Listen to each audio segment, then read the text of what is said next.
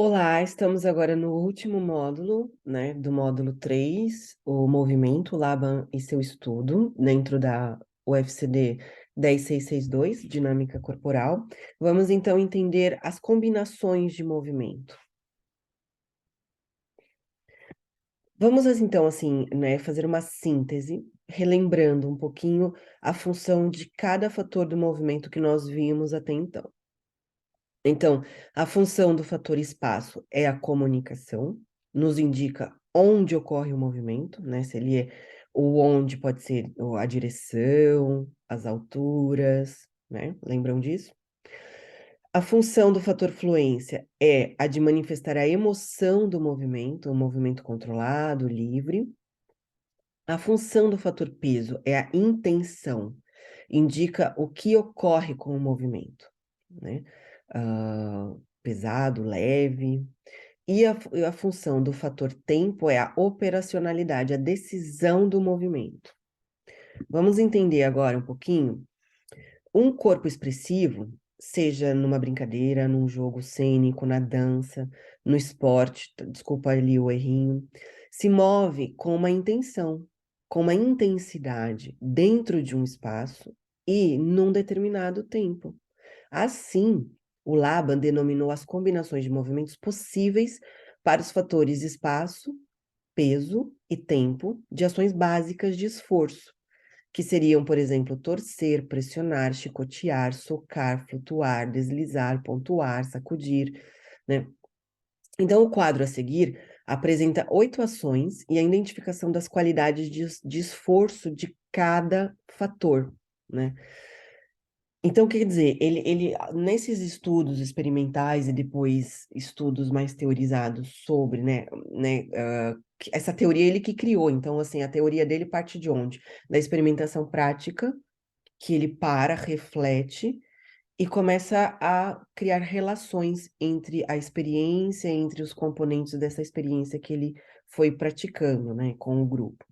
Então, ele descobriu que, na verdade, o que muda, né, entre todos nós é a qualidade do gesto e a intenção do gesto, mas, bem dizer, todo mundo executa alguns desses movimentos da mesma forma, quer dizer, o corpo vai exigir as mesmas coisas, a combinação de vários fatores, né? E, por exemplo, no torcer, né? Então, todo o corpo que vai se torcer de uma forma parecida. Vai mudar um pouquinho a qualidade. Um vai torcer mais, o outro vai torcer menos, porque daí vai entrar a questão do tônus muscular, né? A questão da flexibilidade, né? Da coordenação. Isso é que vai variar a qualidade do gesto. Ou, por exemplo, uma outra coisa que varia a qualidade do gesto é a intenção. Se a gente estiver numa atividade lúdica expressiva, a intenção desse torcer vai ser diferente, tá? E então, assim, essas combinações, né? Então, a ação básica é o torcer, por exemplo. Então, o torcer, ele acontece de uma forma flexível, né? Num espaço flexível.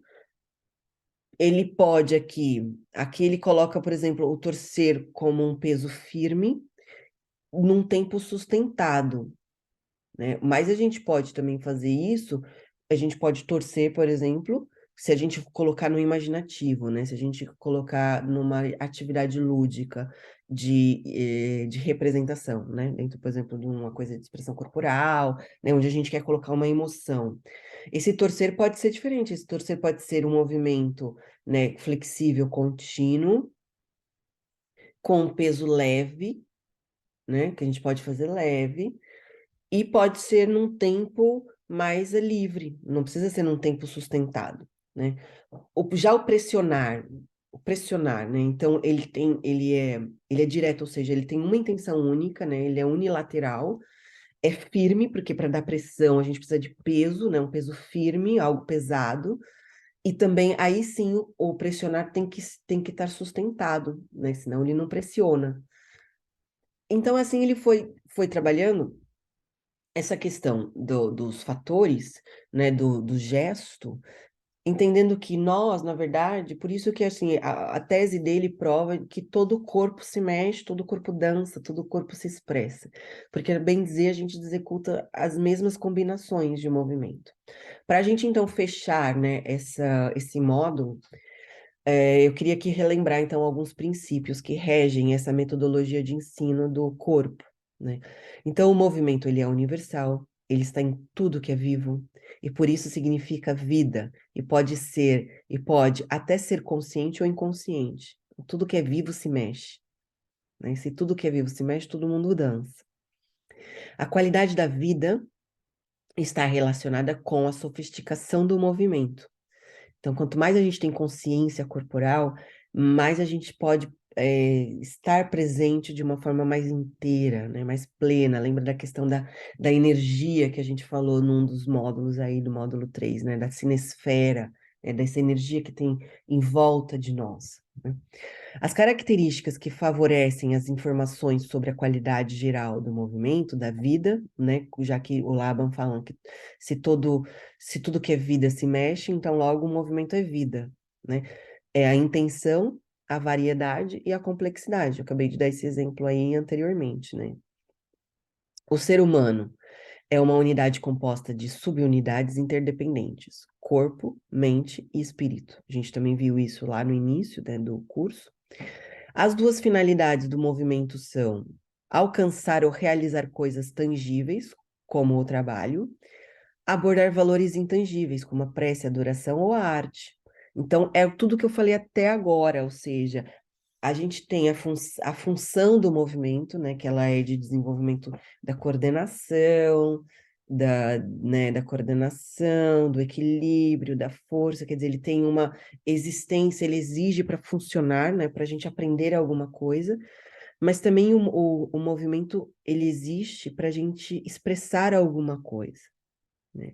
É por isso que tantos movimentos que a gente faz são intrínsecos e são inconscientes, né? Então, essa combinação é muito importante a gente desenvolver enquanto educadores. O ser humano, né, ele se move, então, segundo Laban, para satisfazer necessidades que podem ser a básica, como eu acabei de falar, de pegar alguma coisa, ou seja, eu tenho um objetivo, eu preciso levantar para buscar água, né? Maiores, né? Tem assim objetivos maiores como extravasar energia ou tensões, então a gente pode fazer desporto, a gente pode fazer terapia, pode fazer uma dança específica, né? Pode ter também necessidades mais sutis, como expressar a própria singularidade por meio das artes, por exemplo, né? Principalmente ou a moda, enfim, né? Mas as artes, eu acho que dentro da nossa categoria aqui, e também pode ter uma necessidade social, né? De interagir com os outros. Olha só que bacana isso, né? Chegamos então nesse final de módulo, então aí a gente viu a importância do sistema do Rudolf Laban para democratizar e integrar todos no acesso à educação corporal. Seu trabalho conquistou muitas áreas do desenvolvimento e da criatividade, como a educação física, a psicomotricidade, as artes visuais, a dança, o teatro e a educação em geral.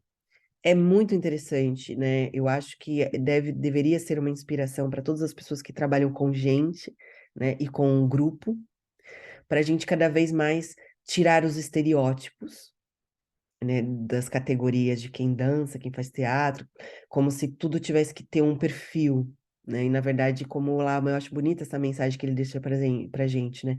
Tudo que é vida se move. Isso já é o motivo, isso já é o suficiente para a gente dinamizar, estar vivo, se movimentar, querer fazer coisas, ampliar o nosso repertório e conhecer mais o nosso corpo, ter mais qualidade de vida, se gostar mais, né, se amar mais, tá bom? Então, o próximo encontro é no módulo 4. Até já!